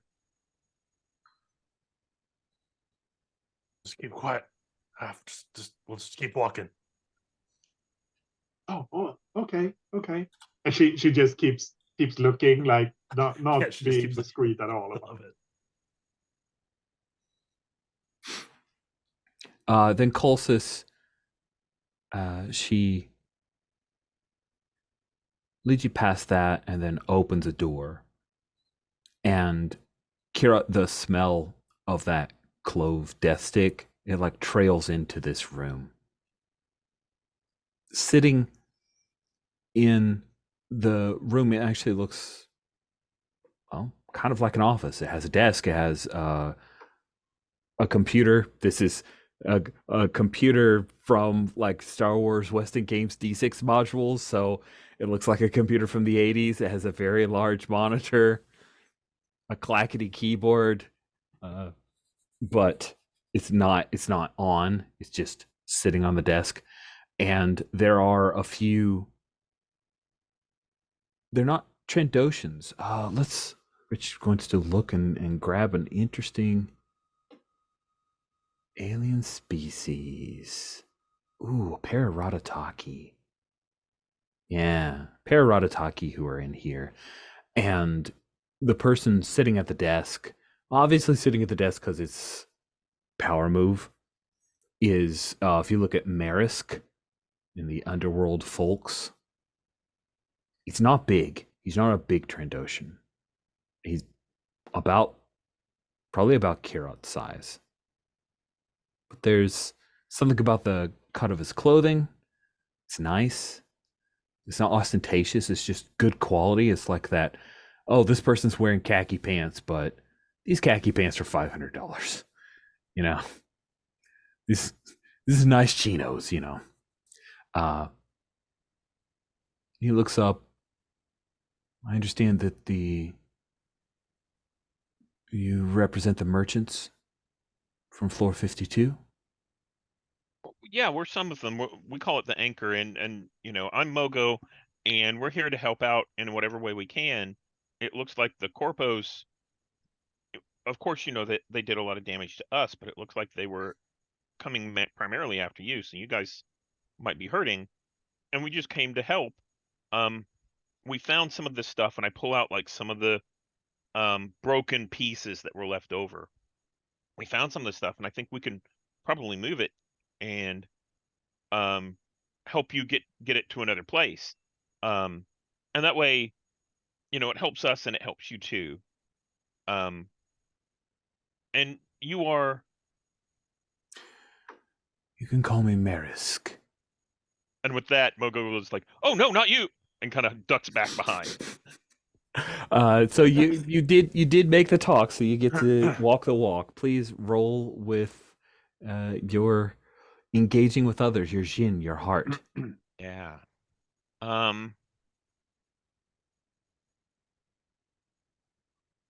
So I did not say that I was talking in Trandoshan. He spoke to you in basic. He greeted you in basic. Yeah. He actually his basic is unaccented. Like he may have been educated off world. Okay. And So by I'm gonna may roll 2d6. educated off So world. I'm just gonna grab 2 of these dice and re-roll them. Maybe. That's a 3 and a 1. That is a failure. It is. And yeah, good stuff. So failure. We get to see our first one. The character's unable to do what they want. They must either lose a die from a failed stat, increase a problem by 1 rank, or introduce a new problem of an appropriate rank. That's interesting because it puts it in your hands. And it does. So I'm gonna choose to reduce a die. That's probably smart. Yeah. So I took 1 die off my heart, leaving me 1 die there. Dang. Yeah. Okay. He says, Marisk. He sits back. The Anchor. You mentioned the Anchor. You worked with one of my associates, Kuls Odi. And Brett looks around for a second. Oh, Boss K. and I step behind Carrot, like, I'm not talking anymore. Not to Marisk. Boss K. Kuls is among those who were killed.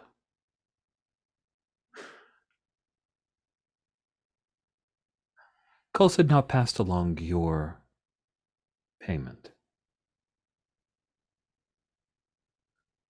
Here's what I think is a good idea for you.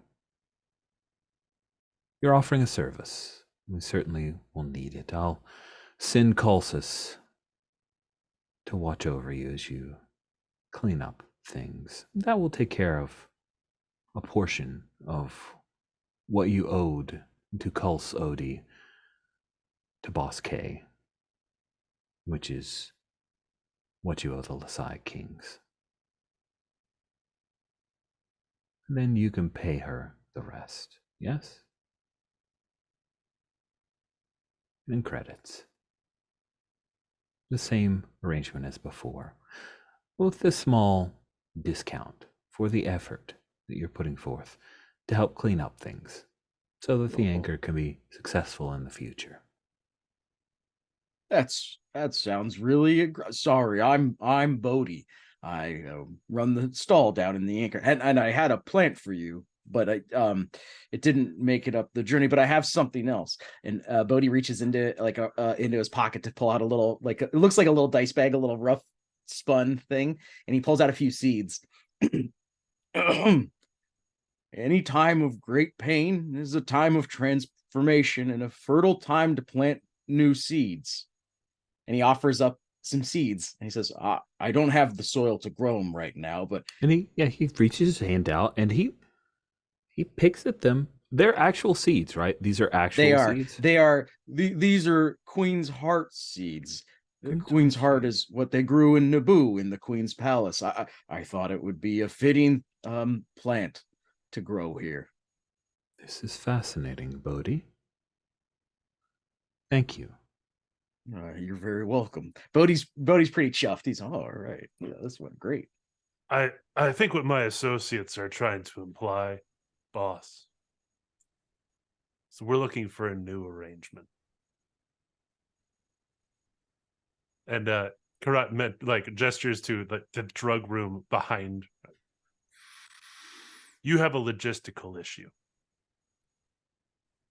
I know this because you have too much product warehoused back there with your Nautiluns. We can help you move these electronics, and then we can help you move that. That's Karat. Is that?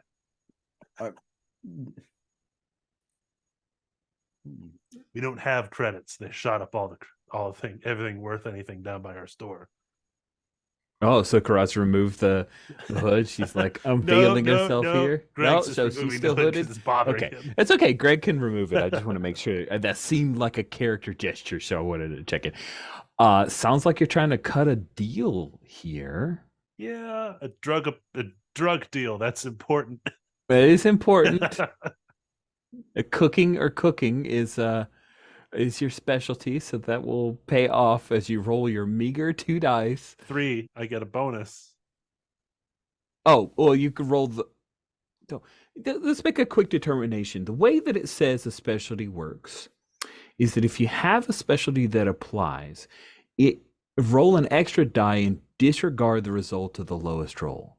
Okay, Yes. so good. Yeah. It doesn't replace. It just means that you're rolling an extra die in the pool, and regardless of, you don't have to represent it differently. It just is saying that your lowest roll gets thrown out. Cool. Yeah, All right. like advantage. Great way to think of it.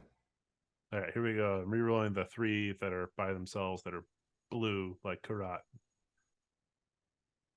Ooh, that is a 6.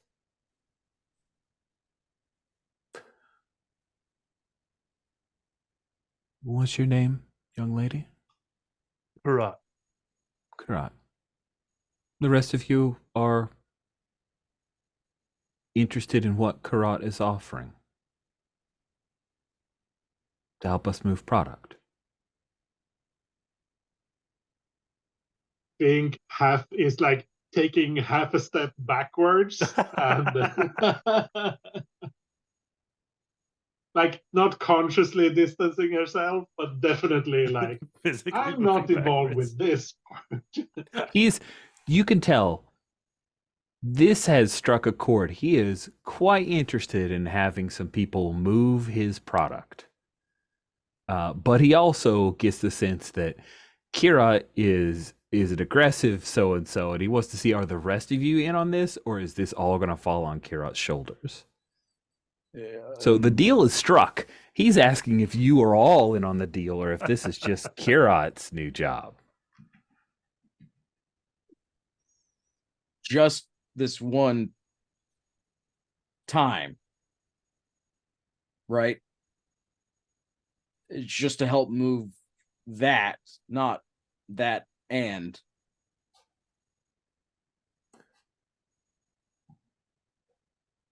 I'll let you work out the details. I already have a business. I don't need a new one. But we can help this time. All right.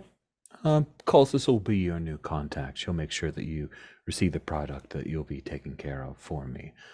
I appreciate the offer, and I wish the Anchor the best of luck in all of our attempts to pick up the pieces after what the corps have done. You can go. I have a great deal to attend to otherwise. Thank you.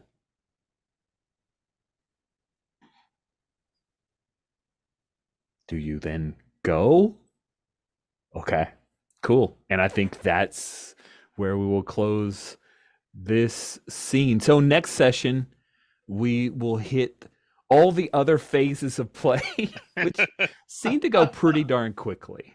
But I am fascinated to hear what asset you get because it's Drugs. great stuff. All right, cool. So we're into time. So if anyone needs to go, please go. But if folks can stick around, I'd love to do stars and wishes. We'll start with wishes so we can end with stars. For our second and final session, who wants to kick us off with wishes?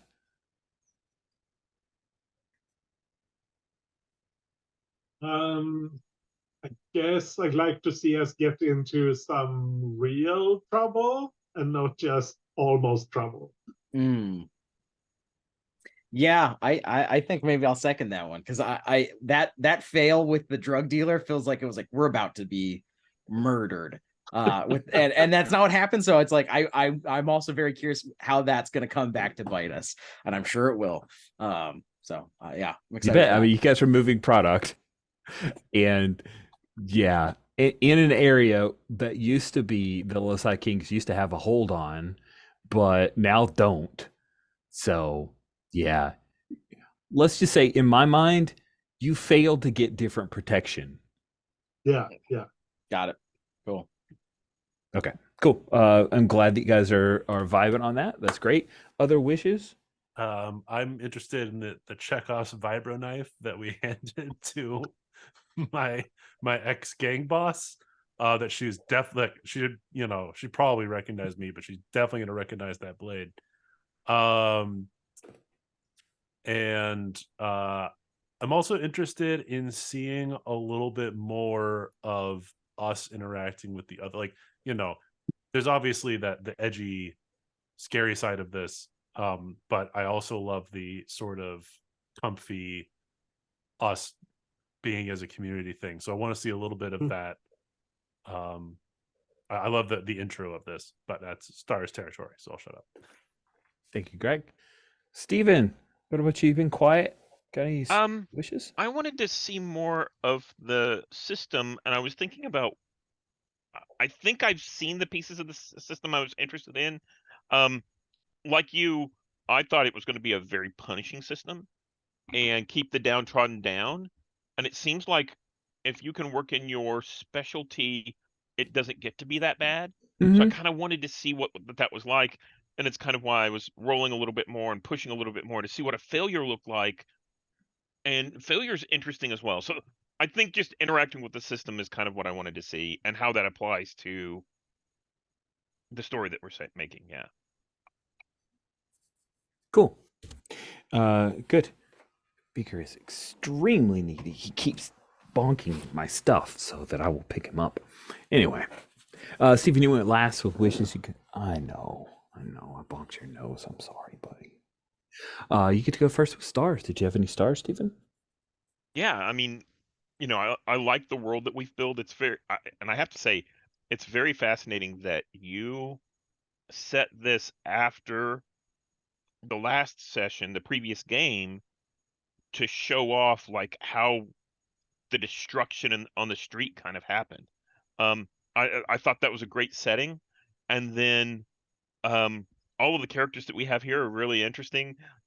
Basically scrappers trying to get through just a little bit. So yeah, key things were things like, I love how Bodhi is always trying to give away, talk about peace and that kind of stuff. I like how Greg kind of pulled up the little cloak to hide. That was kind of neat. I liked how Hoff basically was like, I want to make a deal. How can we get out of here? I got some vibes from I got some vibes that you were like, when you were talking to Riddle, like, maybe I should go with Riddle. Maybe I can be one of, and I'm like, oh, that was an interesting little thing. Yeah, very good. That was cool. I did like that a lot. Cool. Greg, what about you? Did you have any stars? Well, just one right now. I star to Steven for noticing that Half is considering becoming a Razor Girl. Karat needs to put a stop to that. that is not how you fulfill your dreams, young girl.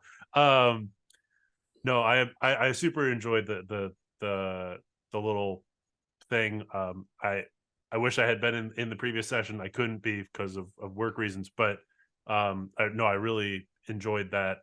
I love the idea of going to a different system and shifting perspective to see the fallout from another game.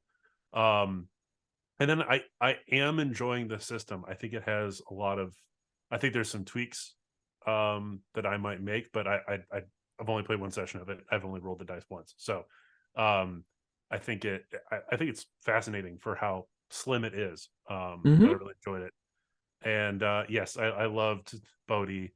And I loved Rich, you immediately introducing Riddle, and then I stuck my knife in Bodhi's plant, and then Bodhi gave the plant away. That was such an Damn it. incredible series of events. That was so great. Loved it. I couldn't have charted that out better than that. So good. Cody, what about you? What stars did you have, sir? Yeah, the two big ones, big star to everybody for the group setup stuff. I like games like this that have like a lot of kind of front-loaded questions that build the game. I just think it's really cool to generate that stuff. And I also think it works really well for short sessions or online sessions like this, where you come in with no kind of idea of what the game is, and then through answering questions, you really develop a full picture. Especially because we were kind of struggling with touch points and stuff. Well, once we started answering questions, it became clear what we were doing. So that's a big start to the group and to the system. And then I like what we kind of came up with, and what Rich, you were coming up with this, which the setup, you're doing this kind of broken binary Dian Xin, cyberpunk duology, but this time we're not playing criminals, we're playing people who exist in this world who aren't in a gang. Some of us might want to be, some of us maybe used to be, but it's cool because it's a different angle than what we've done in the past with Star Wars and Cyberpunk. So it's something you don't typically see. You usually see either you see people fighting the corpos. So I'm very interested to see where that goes for these characters. So big star to that. Immediately you get adopted into the corpos that are adopted into the gang. Yeah, I know. I wonder how that happened, Greg. My, I can't believe you. We had a better deal, quote unquote, and then you're just like, actually, let's hustle drugs. Bodhi's gonna have some very slow but stern words with you later. It sounds like a star. Cody, just like I prompted Cody to give Craig a star, but I don't know if that's true. Dinesh, any stars left out there for you? Yeah, mostly what everyone's already said. I love everyone's characters and the way we've been kind of cooperating and kind of pulling in different directions. Like that's been really fun.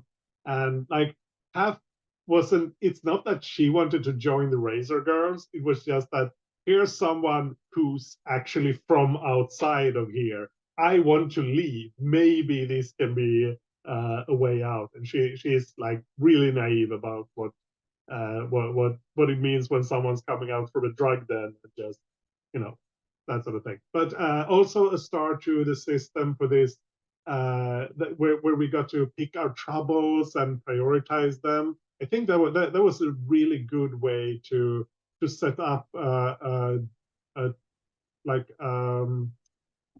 troubled situation, and where there are things that we are interested in, and we get to pick which one to pull on right now. I think that was really smart. Yeah. I also really enjoyed that, and I can see how this is definitely designed to be a GM-less game. Like a GM, I'm GMing, but kind of in name only. I appreciate that I'm the GM, just because, man, having to decide between those different problems, that I was like, that seems like work. You guys worked it out seamlessly, and I really enjoyed it. Love the characters, love the setup. Really excited for more. One of those like, dang, only a 2-shot thoughts. That's my biggest star. Thank you guys so much for playing, and that will bring the recording to a close.